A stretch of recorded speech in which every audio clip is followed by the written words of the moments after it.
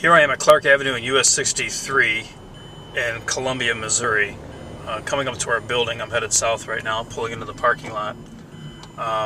It's interesting because you cannot access this from the heading north on Clark Avenue because of the way that's all laid out. You have to pass it and come back, so it's going to be kind of a hassle for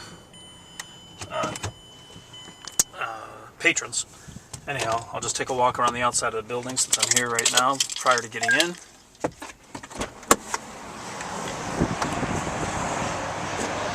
Okay, this front mansard is in pretty rough shape. I know there's talk about us redoing this. Looks like this wood is all rotted up back up in here. There's really not a whole lot of space. This is the section that we're talking about putting a sign in, or blocking these two windows up.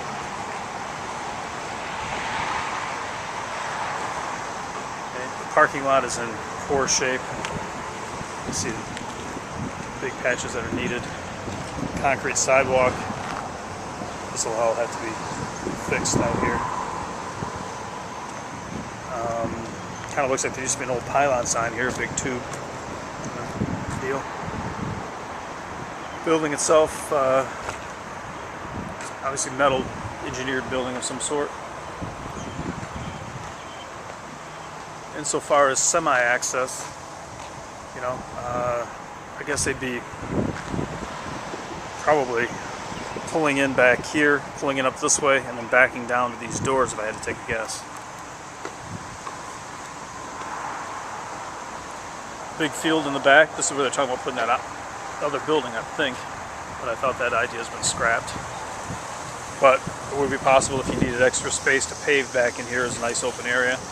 There's a trench drain here. It looks like they had some provisions for water drainage coming back to the back side of the building. There was a lot of traffic on this road, obviously, and that's about it for the outside stuff. I'll go in the inside in a second. Well, here I am in Columbia, Missouri. Taking a look at the inside of the building. The front portion of this building is about 25 by about 35. And it has all kinds of offices and stuff in it. See, as I walk over here to the left when you walk in, it's all rough for a bathroom. Off on the outside wall, no fixtures. There's a little 10 by 8 office in this corner. Obviously all of this will just get wiped out. You just got a little 8-foot ceiling height in here. This is like an add-on to this little butler building. Walking back through here, we have your water tank. We have another bathroom with a shower back in here. There's no power, so it's kind of dark. Okay. Then you walk back into the warehouse area. Just do a quick pan. You have 3 overhead doors, one 20 by 10, one 20 by 12, and one 10 by 10. You can see that it goes up here in the center. You're about 14 feet in the center, 12 foot 10 on the outside. Have electrical service here, a little 150 amp electrical service just off on the left hand side, and then all your foam board comes in here as well. Okay, the doors are, as you can see, they're kind of split and they need a little work, some help, or just leave them. One of my main concerns is we have 4 hydraulic jacks, just like we did in Grand Junction, Colorado, and the concrete floor back here, you can kind of see the pits and the condition it's in.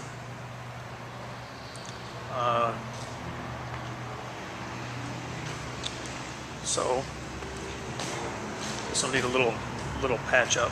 There are 2 unit heaters here that are sitting in the building. Let's see what they are. Little Resners.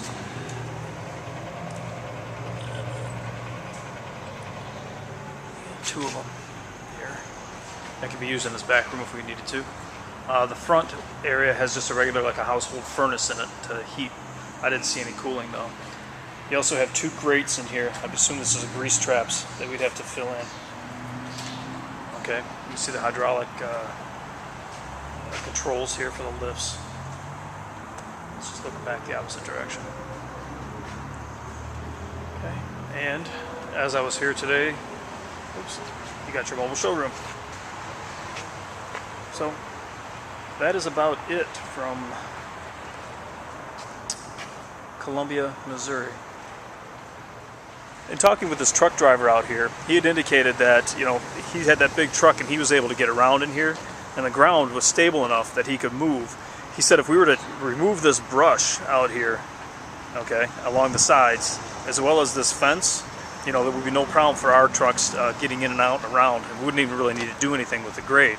Another thought I was talking with Claude about is if we take out this brush, okay, and we put the monument sign out in front like we just discussed on the foam, we may want to take that sign on the side wall that we had designated for up here and pop it on the top here, and you would still be able to have some visibility from the ramp, and anybody who decided to look to the right from the expressway would see it as well. Just thoughts. So just keep that in the back of your head, and I'm sure Claude will call you, Michelle, or call you, Chris, and talk about it. Thanks.